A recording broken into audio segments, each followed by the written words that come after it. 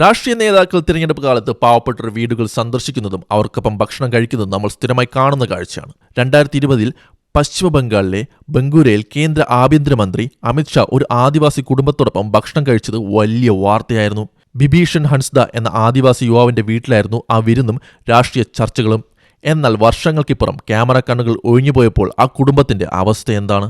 2020 നവംബറിൽ ബംഗാൾ നിയമസഭാ തിരഞ്ഞെടുപ്പിന് മുന്നോടിയായാണ് അമിത്ഷാ ബിഭീഷന്റെ വീട്ടിലെത്തി നിലത്തിരുന്ന് വാഴയിലയിൽ വിളമ്പിയ ലളിതമായ ഭക്ഷണം ആസ്വദിച്ച് കഴിച്ചത്. ബിഭീഷന്റെ മകളുടെ ചികിത്സയ്ക്കും വിദ്യാഭ്യാസത്തിനുമായി സഹായങ്ങൾ വാഗ്ദാനം ചെയ്തു. ദേശീയമാധ്യമങ്ങൾ ഈ വാർത്ത ആഘോഷിച്ചു. BJPയുടെ ദളിത് ആദിവാസി സ്നേഹത്തിന്റെ പ്രതീകമായി ആ വീട് മാറി. ബിഭീഷണും കുടുംബവും കരുതിയത് അവരുടെ ജീവിതം അവിടെ മാറാൻ പോകുന്നു എന്നാണ്.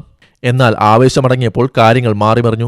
ബിഭീഷന്റെ മകൾക്ക് പ്രമേഹ സംബന്ധമായ അസുഖമായിരുന്നു. മികച്ച ചികിത്സ നൽകുമെന്ന് അന്ന് ഉറപ്പ് നൽകിയിരുന്നു. എന്നാൽ ഇന്ന് ആ കുടുംബം പറയുന്നത് കേന്ദ്ര സർക്കാരിൽ നിന്നോ BJPയിൽ നിന്നോ പറയക്കത്ത സഹായങ്ങളൊന്നും ലഭിച്ചില്ല എന്നാണ്. ബിഭീഷണിന് ഒരു ജോലി നൽകുമെന്ന വാഗ്ദാനവും പാഴായി.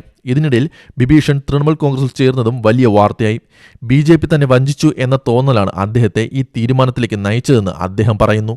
ഇവിടെ നമ്മൾ ചിന്തിക്കേണ്ടത് രാഷ്ട്രീയ പാർട്ടികൾ എങ്ങനെയാണ് സാധാരണക്കാരെ ഉപയോഗിക്കുന്നത് എന്നാണ്.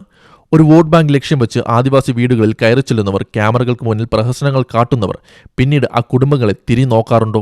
ബിഭീഷണന്റെ വീട് ഒരു ആഡംബര സ്മാരകമായിട്ടല്ല, മറിച്ച് രാഷ്ട്രീയ വഞ്ചനയുടെ പ്രതീകമായിട്ടാണ് ഇന്ന് കാണപ്പെടുന്നത്.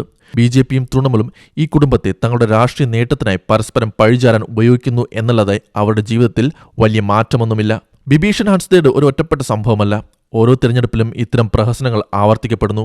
പാവപ്പെട്ടവന്റെ വീട്ടിലെ വിരുന്നുകൾ വെറും ഫോട്ടോ ഓപ്പുകൾ മാത്രമേ മാറരുത്.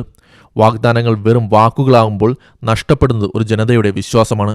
ബിഭീഷന്റെ വീടിന്റെ തകർന്ന ചുവരുകൾ ചോദിക്കുന്നത് ഒരേയൊരു ചോദ്യം മാത്രമാണ്: ഞങ്ങളുടെ ദാരിദ്ര്യം നിങ്ങളുടെ രാഷ്ട്രീയ ലാഭത്തിനുള്ള ഉപകരണം മാത്രമാണോ?